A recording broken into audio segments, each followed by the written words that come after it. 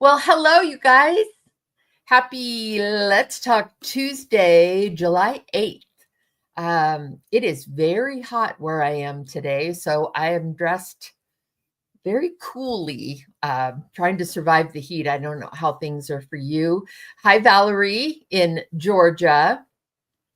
Good to see you here. Uh, yeah, so glad you're here. I hope you all had an enjoyable 4th of July with your family. I know kind of a mixed bag. There's a lot of hard things happening especially in Texas. And, that's always a challenge, isn't it? To acknowledge the struggle and pain that a lot of people are experiencing right now, and yet still moving on, right? And moving forward with life and with the other aspects of life that the rest of us are dealing with and experiencing. I find that sort of back and forth challenging sometimes to navigate. So I was thinking about that a lot going into today, and so of course I want to acknowledge that there's so many people dealing with some very, very hard and heavy things, and encourage us all to be praying for them, and however we can, trying to chip in. That may mean different things for different people just because of proximity to the actual location. But I don't want to just pretend that everything's hunky dory for everyone, because in this particular case, we happen to know that there's a lot happening for the people of Central Texas. So just want to say that we are praying for you, for those of you who are in that area. Hi, Angela. Hi, Adam. Adam, you watched Independence Day. That's a good one. That's just a good one. Kind of just keeps you riled up for 4th of July. So yeah, that's always a good pick me up. Hi, Megan, and hi, Allie from Coeur d'Alene. Yeah, we are praying. Hi, Emily. Yeah, it just it's a hard thing to coexist with, the joy and what other exciting things that are happening, and good things and praises and positives that are happening at the same time, acknowledging that not everything is positive and hunky dory. So, yeah, I yeah. In fact, can we just take a moment and pray, and then we'll move on to other things. And I will, any questions that you have, please put them in the comments and I'll be looking at that. I don't have a huge agenda tonight that is pre-planned. So if you have questions, please feel free to ask them. But for right now, let's pray. Father, we come to you, and we acknowledge that you are God, and that you are in control of all things.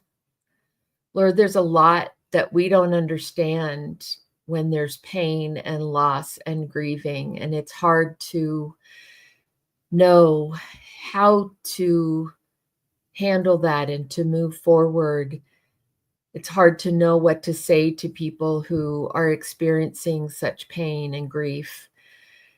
Father, I pray that you would give us wisdom as to how to do our part, how to help those, not just in Central Texas, but at any point in our life, who are grieving and who are struggling. Lord, pray that you would give us wisdom. Pray that you would give us compassion to understand that that others may not be in the same place we are and may be experiencing some really difficult seasons and times in their life. And so, Father, right now we specifically pray for all the people along the Guadalupe River and that flooding in central Texas. Father, pray for those who are still missing loved ones. Father, I pray that anyone who is out there and who needs to be reconnected, Lord, that those paths of communication would open up. Father, I pray that you would bring people together and unite them, Father, reunite them. Lord, we pray for those who have already discovered that they've lost someone or lost a home or lost everything. And Lord, that is overwhelming to think about. But Father, I know you love them. I know you will take care of them just as you take care of the birds in the air. You take care of the seedlings. You take care of it all, the mustard seed. Father, I pray that you would bring people and resources into their path, into their life that would encourage them, that would help them to know they are not alone, Father, that you do love them, that you are taking care of them. Father, I pray that resources would open up, that people would just come alongside of them, Lord, and provide love and care and practical hands and feet of Jesus to them.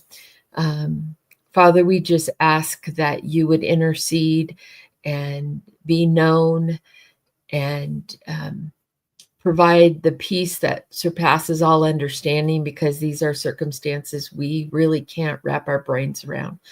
So, Father, I pray that you would be present, that you would be glorified through stories and testimonies, Lord, but that you would be a companion, compassion, peace, love, comfort to those who need it so desperately right now, Father. Help us to know how to best serve the people around us. And Father, I pray that you ultimately would be exalted, glorified, Father, for we know that you are God. You are above all things. We love you. We praise you. We thank you for those lives that have been spared and the families that have been brought back together. And we just pray that you would be with those that need you so desperately right now. We ask all these things in Jesus' name. Amen. Okay. So, yeah, if you all hear of ways that we can help, or of organizations that are doing a particularly good job of assisting those in need and those in the direct kind of devastation area, post it in the comments so that we know. I know sometimes it's hard to, especially if we're not close to that area, it's hard to know which organizations are doing a particularly good job and could really and would make good use of any resources that we send their way. So, okay, so to start our conversation today, and again, if you have any questions, please put them in the comments. I was cleaning out boxes. We, over the last week or so, have been cleaning out our garage, and that included some boxes for me from my office in Culver City that I had been in for almost 20 years. And so when we shifted office and moved offices, I ended up bringing home several boxes of things, and they've just sat there because there were other priorities. And so I didn't actually ever really go through the contents of the boxes thoroughly. And so we did that this last week, went through everything, and I came across some books and things that I have. And I came across one that it's actually quite old, but that's part of what was interesting to me, because it's a book. I'll show you. It's called The Actors Encyclopedia of Casting Directors. It's from 1999. So, guys, it's 25 years, 26 years old. So there are casting directors listed in here who are no longer casting. There's some who've since passed on. But there are many who are still casting. But what I found interesting as I was flipping through this was how timeless some of their thoughts are on actors, on the casting process, on what catches their eye. And so CW, he says, did you find the Declaration of Independence? Not quite that far back, but I did find an old copy of, so someone I used to direct theater, musicals mostly, community theater. And I'll show you. Hold on.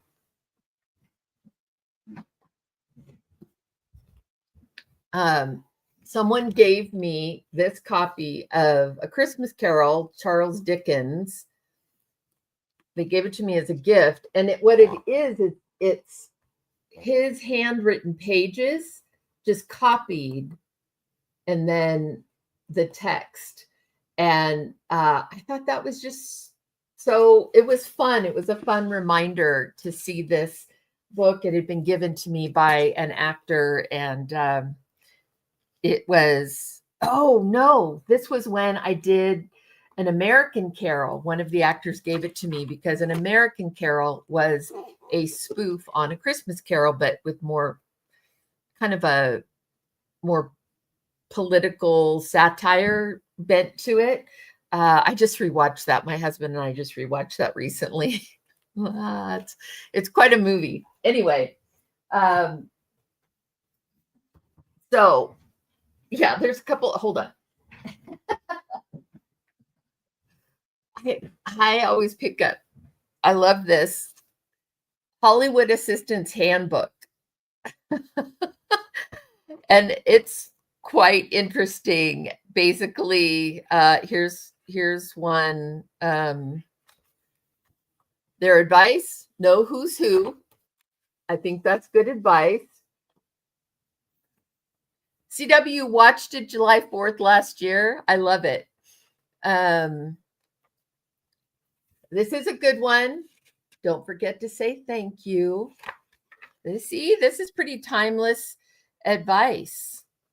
This is good. Homework is no longer a dirty word. I agree. Oh, I like this one, although I just moved the page. This is good. Be a good soul. I agree. People want to work with good people.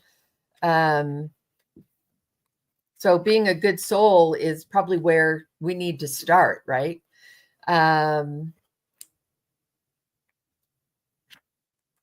Let's see. Surround yourself with good people. I like this one. Fail up, right? If you're going to fail, then fail up. So anyway, okay, I'm going to read a few of these things that I noticed in this book. Again, this is a 26-year-old book from 1999. So Sharon Bialy, who is an amazing casting director,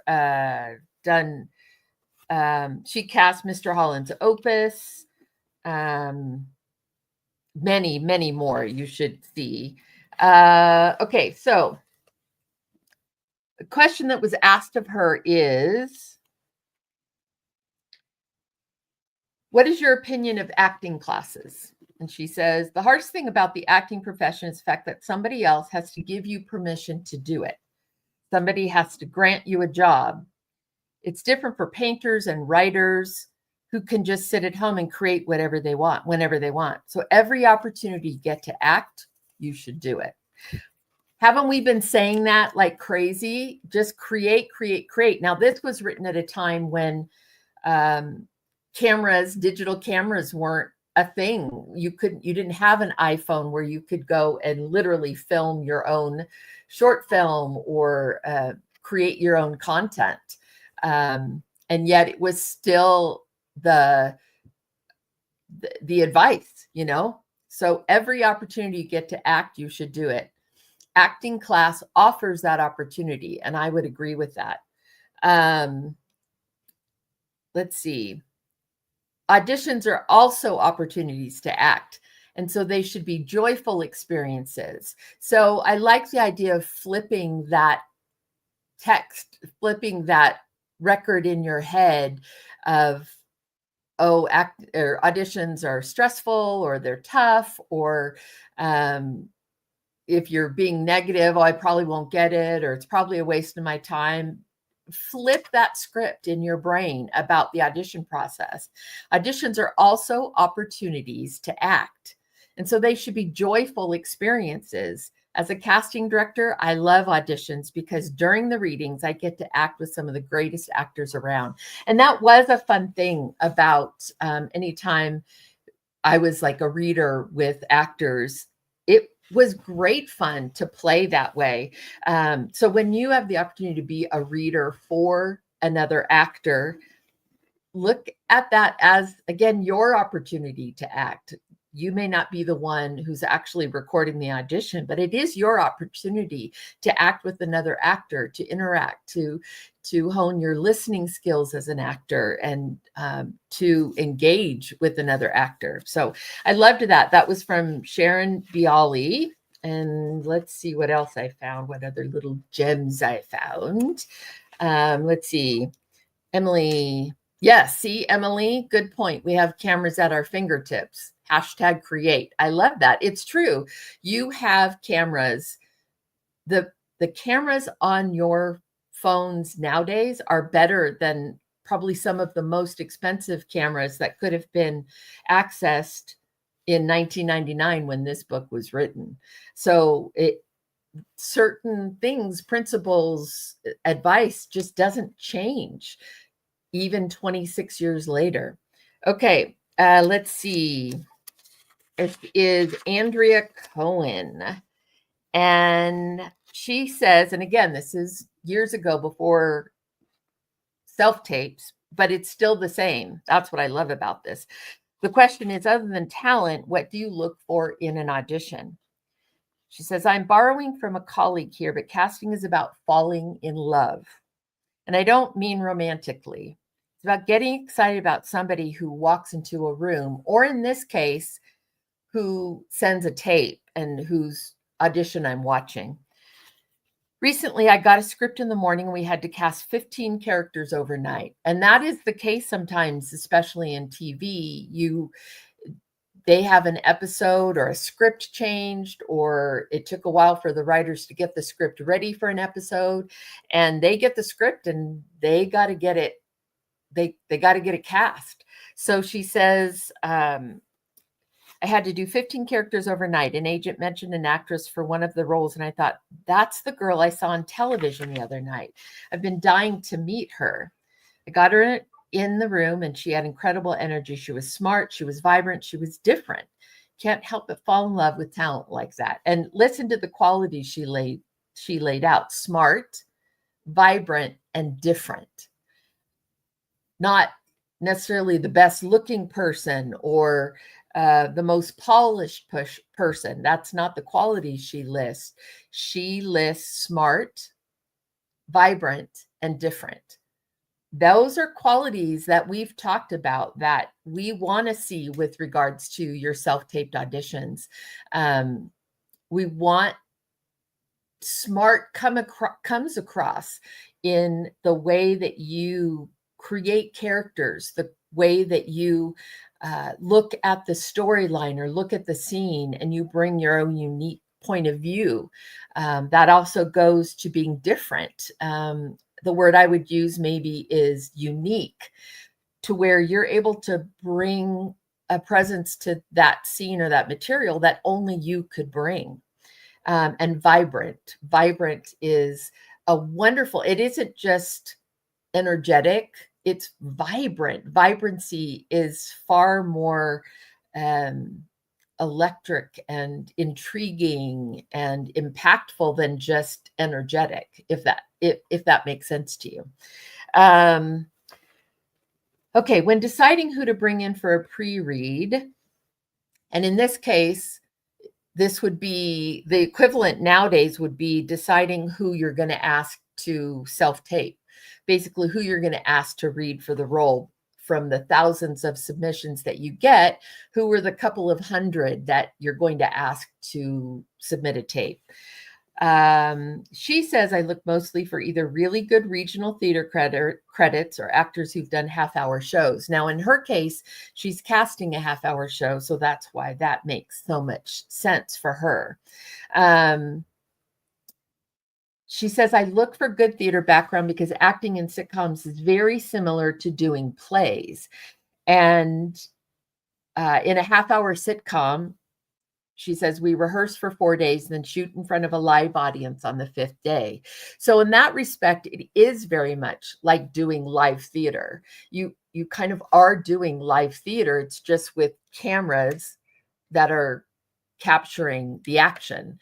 But when that half-hour comedy format with a live audience is rehearse, and then you do the quote unquote play in front of the live audience. So, so someone having a strong theater background and understanding the nuances of performing for a live audience can be very advantageous for the TV, especially TV sitcom audition or casting director who that's their specialty. She says, yet often training alone is not enough. Knowing how to do comedy without pushing it is something that has to be intuitive with the actor. And I would agree with that. There's not a formula to playing comedy. And not everyone can do it. Not everyone is skilled at delivering comedy. It's something that you just intuitively know how far to go, and you know the tone of the piece that you're performing in. And that would be the same for auditions, which if you're auditioning for a show, know the tone of the piece. Is it broad comedy, like more of a Disney Nickelodeon sort of over the top broad comedy, or is it a very sophisticated thought process, little bit more subtle in the comedy?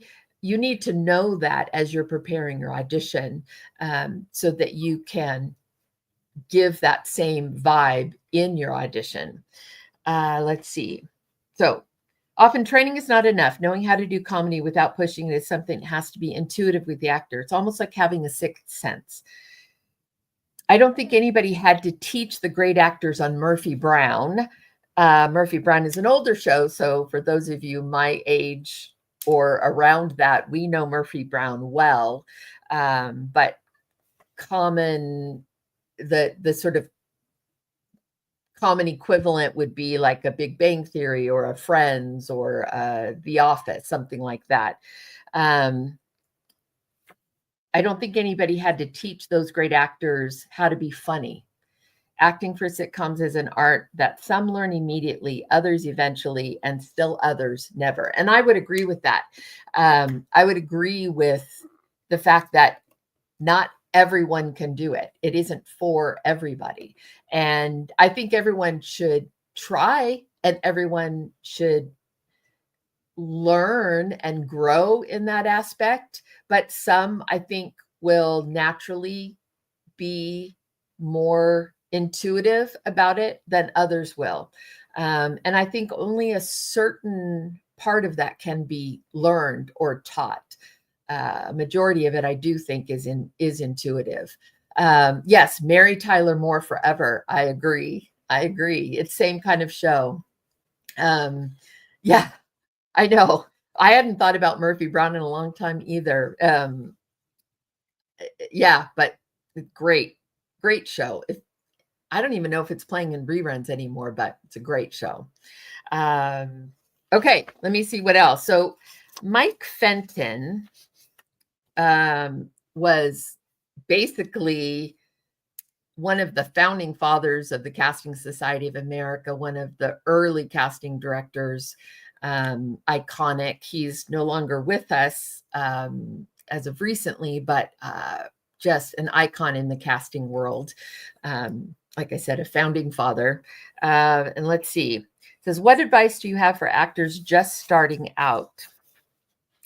He says, if I were going to guide a young person in terms of what to do to have a career, the first question is, do you love acting? Because if you do not love acting, the heartache and the rejection in this business are so powerful, they can destroy a person's life. And I would say that if it is not for the faint of heart, you really, to pursue acting in the way that you strive to make it your career, that you want to do it professionally, that you want to make it the focus of your efforts, you have to love it. And if you don't love it, don't do it, because it will be difficult potentially on your soul. It's just a hard thing. Rejection is a hard thing. And so you have to be able to compartmentalize, or to be able to not allow that rejection or the no's, or even the, I have no idea what happened, because you never heard anything back. You have to be able to move on from that in a healthy way, and not let that begin to erode your self-confidence or your identity, or just your joy in what you're doing. And so I agree with that statement. The heartache and the rejection in this business are so powerful, they can destroy a person's life. Once you get past that step, I would recommend finishing high school and college, doing every play you can possibly do while you are in school. So, and I would agree with that, because in school, for those of you who might be in school, that's when you get to try roles, you get to do opportunities. You're not paying the bill yet. You're also don't have usually a bunch of bills that you need to pay. Like, just make the most of that time in your life. Yes, here's another one. And it's, again, it's so interesting that this is from 26 years ago, but he says, pick some place in the United States where there's theater that pays money, or where they make commercials or industrials. And then he says every once in a while a television movie or a film comes through. It'd be great. Now we have other markets that have a lot of film and TV. But the best thing he says is, find a place that gives you the quality of life you are seeking. And that's important. You can live a lot of different places, and there's a lot of different markets now. There's not just LA or New York. There's a lot of different places you can go and pursue TV and film and industrials and commercials and theater. So then the other consideration is, where will you have the quality of life that you really are seeking? And don't underestimate the value of that, because quality of life gives you balance, gives you, in many cases, I think, the life you have, the friends you have, the community that you have is what makes this otherwise challenging business workable, because you have these other people who, again, love you for you, who you can spend time with and not talk about the business, who you can just enjoy being around, and just being a friend or a sister, or a wife, a mom, those things, and allow that to balance out you as an actor. So again, really interesting that he was saying that even back 26 years ago. All right, I think I have just one more that I'll cover. Let me look at this little, yeah, Rod, come to Vancouver. Absolutely.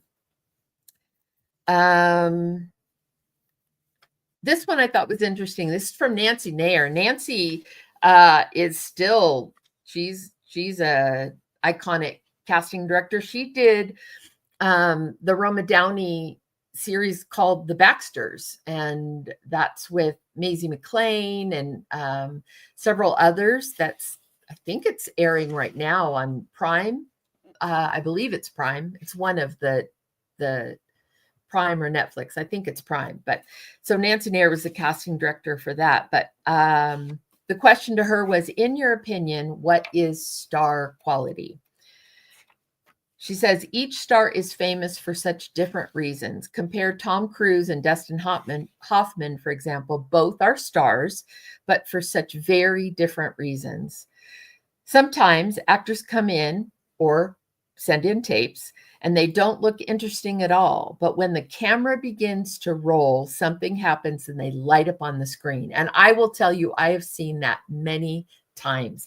I've seen an unexpected performance come from someone that at first, when I just kind of see their picture come up on the screen or the first frame of their audition video, I'm not necessarily intrigued or moved, but as they do their audition, they just come alive. They give a performance that is just so compelling and so interesting to watch. And so I absolutely agree with that. That is as much a part of star quality as some of the more physical kinds of things that you might think are important. So she says, but when the camera begins to roll, something happens and they light up on screen. A glow comes out of them and the camera captures their essence in a way the human eye cannot. And that really is interesting and really true. So when we were doing in-person auditions, I always, when I was doing a director producer session, I always had a monitor set up for the directors and producers to watch the actor on the monitor. Now, yes, they could look over the monitor and see the person in the room, but they almost always would stick to watching the monitor because the camera would capture. I could go in tight with the camera and capture eye movement and capture the most subtle of performances and emotions that just were so interesting and so fun to watch. And so I would very much agree with that. A glow comes out of them and the camera captures their essence in a way the human eye cannot. Perhaps this happens because certain actors have an innate capacity to reach down to their soul, spirit, and heart and to bring out and express vibrant emotion that 99% of the population can't find. Now, that's like, preach it, sister, because that's what we talk about. Like last week when we were talking about headshots, I was talking about it's not just a static picture. It's about bringing a vibe, bringing a character, bringing an emotional presence to that photograph. And that may sound strange, but you absolutely can do that. And especially to performances. And those of you who are able to easily access your kind of emotional being and your heart and your soul, you may take for granted that everybody can do that. But I'm here to tell you, after almost 31 years of casting, not everyone can do that. So those of you who are able to access, as she said, your heart, your soul, your being, and to bring that forward into your performances, that is an incredible gift. And again, I do believe that some of that can be learned and taught through training. And some of it takes a lot of work. It could be a product of how you grew up or just kind of the way that the environment in which you were raised. Maybe it was something where emotions weren't encouraged and maybe you were kind of told to just suck it up and, handle it. And so for those of you in that situation, it might take a little bit more to maybe break down some of those walls, but being able to access that part of you really can take an okay performance to a good performance, but most importantly, a good performance to a great performance, by just bring those layers of humanity.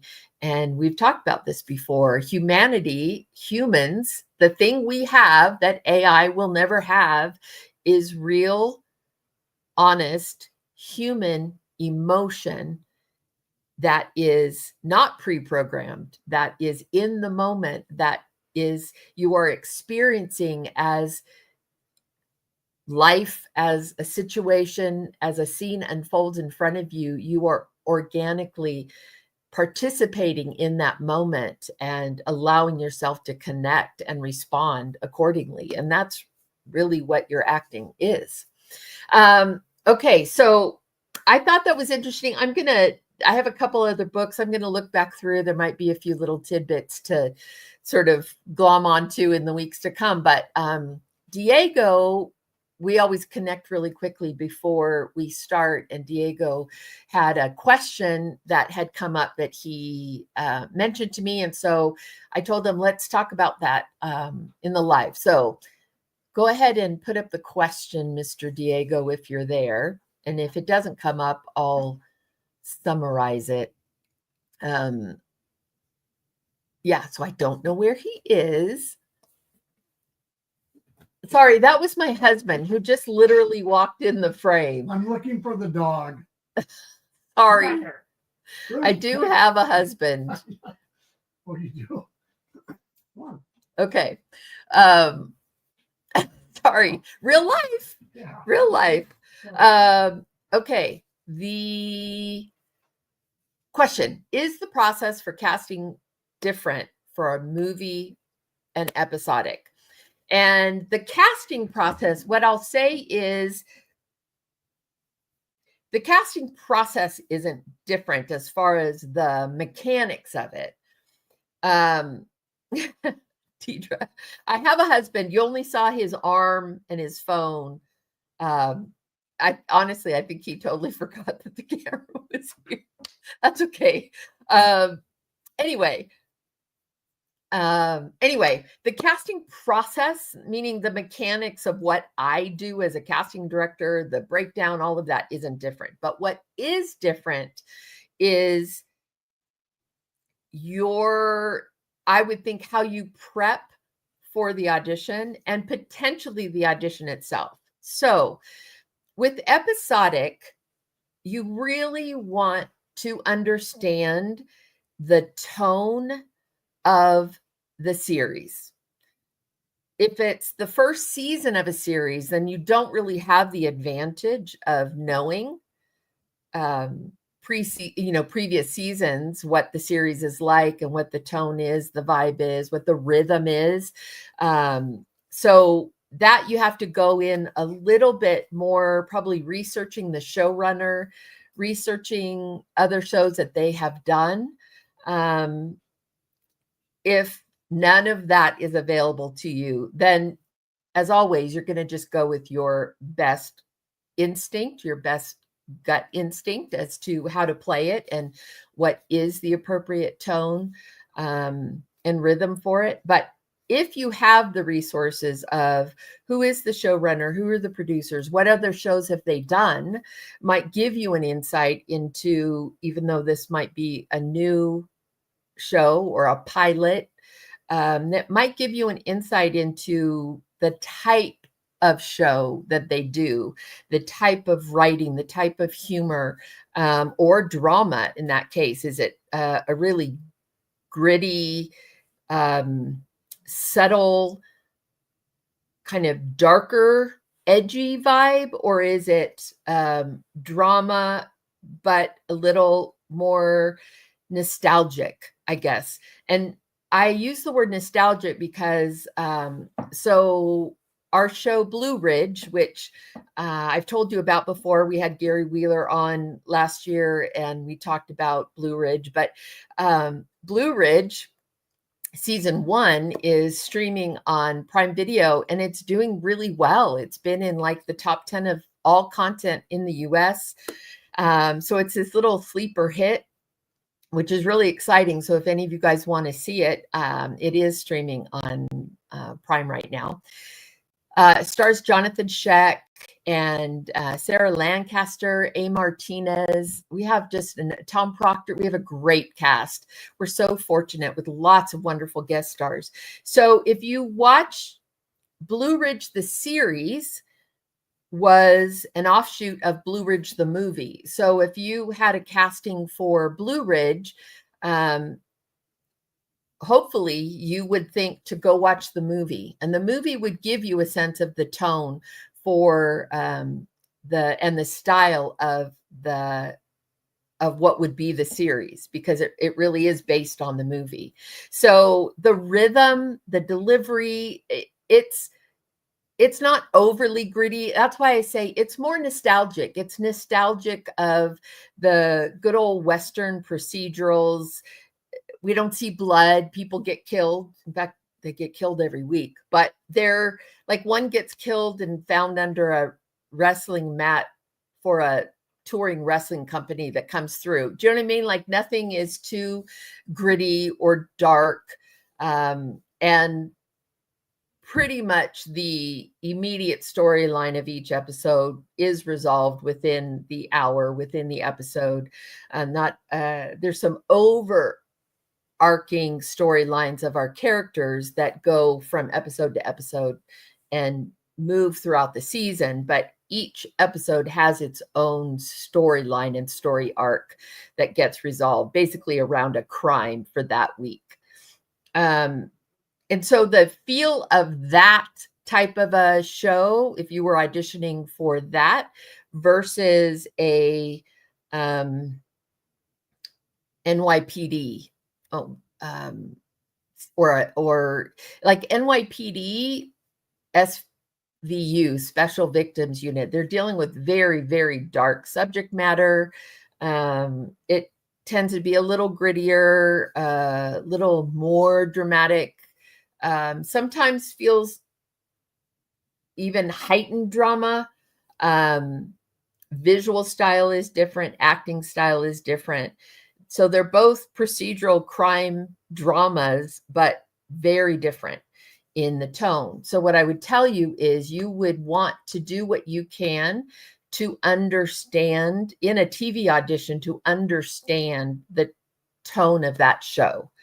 And with a film, you don't, unless it's a sequel, which it could be, but in a film, you typically don't have a previous season or film or other episodes that you can watch to know what that tone is. So in a film, you do want to look at the filmmakers. What is their style? Oftentimes, they have a style to the way that they shoot, to the rhythm, to the dialogue, to the pacing. So do what you can to see their previous work. I think your actual audition material, the tone of that, I think, can speak and help inform you as to how broad are your expressions, or how subtle or quiet is the expressions. And that would inform you, I think, most directly, sort of how to tailor your audition for that particular thing. So I think, so basically, long and short of it is, mechanically, there's not a difference, but preparation-wise and research-wise, there can be a difference between the TV and film. TV tends to be, I would say, tends to be a little less subtle, but that's actually not true. There's shows now that are so sophisticated and so subtle and nuanced that you really can't make those broad categorizations anymore. There used to be TV acting and film acting, and those lines are so much more blurred now than they used to be years ago.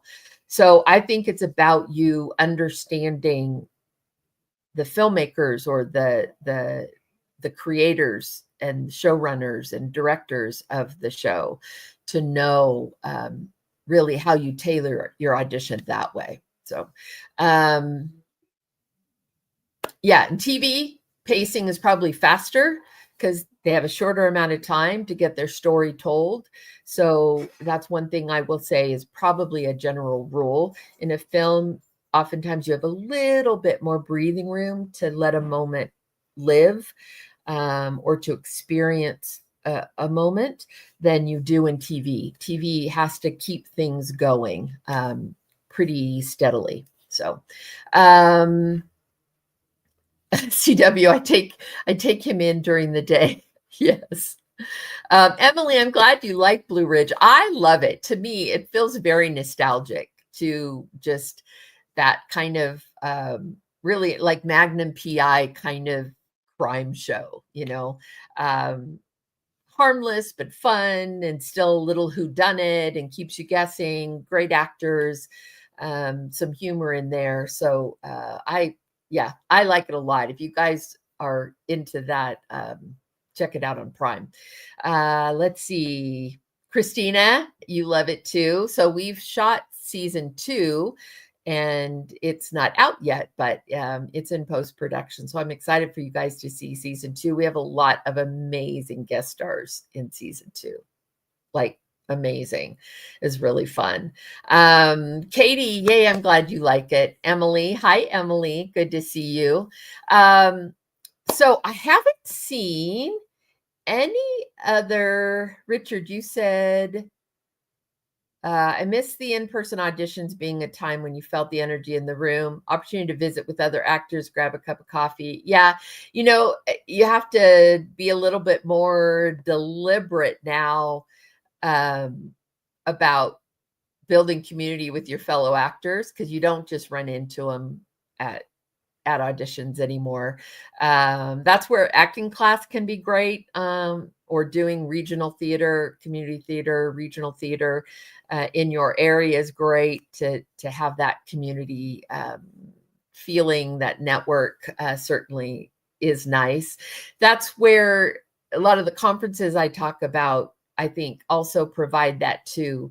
If you have a chance to be a part of any of those, I think it can provide that opportunity to just talk with fellow actors and swap stories, encourage each other, laugh about your experiences. It's all a good thing. Lets you know you're not alone in that endeavor. Emily, cannot wait to see other actors at Focus Conference. Yeah, I know it's coming up. It's coming up pretty quickly. I'm actually going to be speaking at Hard Faith Conference in Los Angeles. And let me see if I can get you.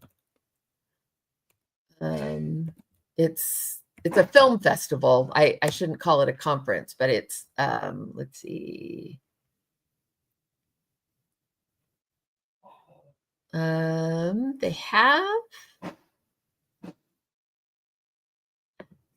have their Instagram page. I'm looking at it, and it's just Hard Faith Inc.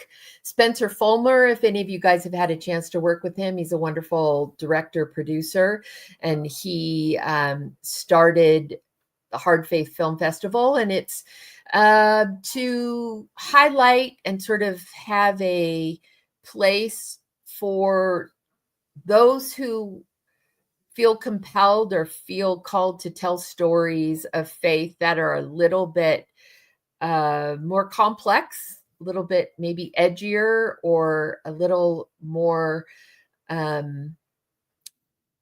challenging as far as subject matters, maybe covering some things that, some of the subject matters that typically don't get covered and talked about. And so I'm excited that, I should tell you when that is. So it's in Los Angeles, and it is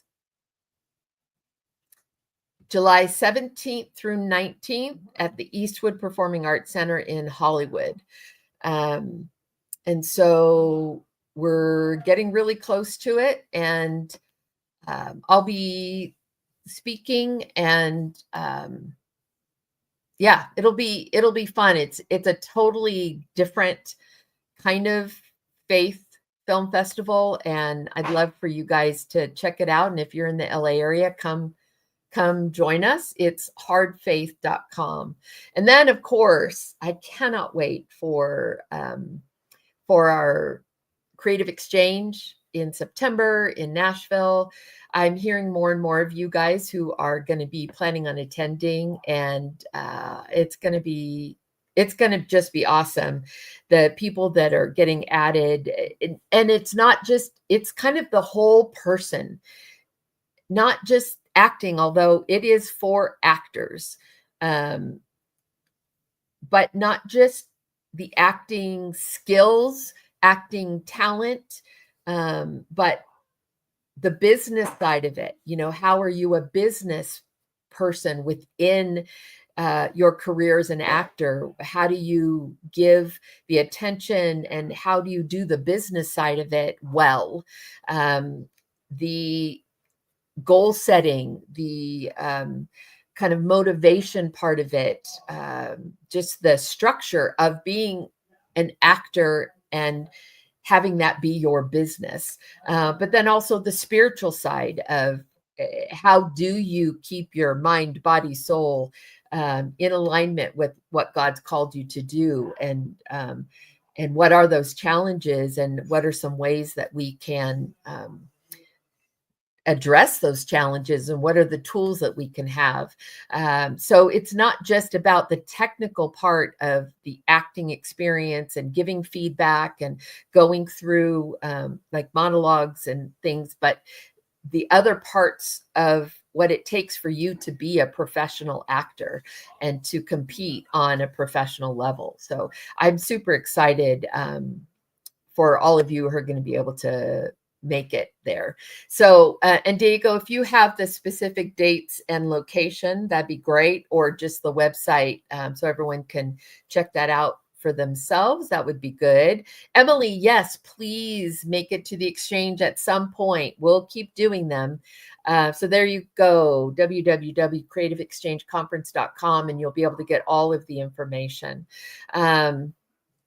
Emily, please let us know where are good places to stay and restaurants to eat for Hard Faith in Hollywood, so we know for next year and may be able to attend next time. Yeah, I don't know that answer yet, and it might be on their website, but yeah, when it comes around to next year's conference, I could certainly try to get a little bit more information, or have Spencer on. He can talk about that. So I see a lot of you are planning to go to the Creative Exchange, planning to go to Focus. So I'm excited. ICVM also super excited. Monica, Creative Exchange and ICVM. Yay. So excited. So let's see. Yes, it'll be so great. I'm really excited to anytime I get to see you guys and hang out, and we get to just have our Let's Talk Tuesday family together is a wonderful thing. So Purpose Film. Now, see, Purpose Film is a new one to me, Purpose Film and Media Festival. So I don't know a whole lot about that one, but I have been hearing more and more people who are attending, and some great, wonderful filmmaker colleagues of mine who are going to be speaking and teaching. So that's super exciting. And have any of you guys checked out the Lion's Den, that practice pitch breakfast once a month? I talked about it maybe 3 weeks ago, a month ago. I still think that's a wonderful thing for you guys to check out, especially if you're actors hyphen filmmakers and looking at potentially down the road creating content and trying to find financing for a project or distribution, any of those things. So yeah, so I love to see you guys are engaging in all of the different opportunities that are available. It's going to the ones where I get to see you, I'm really, really excited about. So okay, well, I think I don't Oh, Valerie, good. You looked at the lines, Dennett, to your teens. Yeah, you have your older teens who are creating their own content and writing, and that's very, very exciting. I know you have a lot going on with the different kids and their projects coming up, so that's really great. So I didn't see any other questions for tonight, but next week, if you come up with a question, think of it and come back and ask it, and I will do my best to answer it. But for now, I'm going to sign off. The husband you saw earlier is warming up dinner, cooking dinner. Well, he's warming up a dinner that he made the other night that we're having the leftovers of, which are amazing. I ended up marrying a man who's an incredible cook. And he also loves to like smoke meat and barbecue. So we're having leftover smoked ribs. So I know you're probably a little jelly, but I'll enjoy them. Oh, the dog is coming to say hello. Do you guys want to say hi to Rudy? Okay, come here, Rudy. And this is Rudy. He does have eyeballs. You just can't see them because he has hair. But this is my, see, there's his eyes. There you see him. He's the one who's usually scratching by the end of the session and saying, okay, come on, come on. He's probably looking for some leftovers too. So for now, I'm going to sign off, and I hope you guys have a wonderful week and keep those questions in mind and bring them next Tuesday, and I'll try to answer them. Until then, I just hope you are encouraged and you know that you are incredibly loved. You are created just the way you are, and God has called you specifically for a path that He has designed for you. So I just pray that you would continue to walk in that path that He has for your life, and know that He loves you so much. And we love you, and have a great week. Okay, see ya. Bye.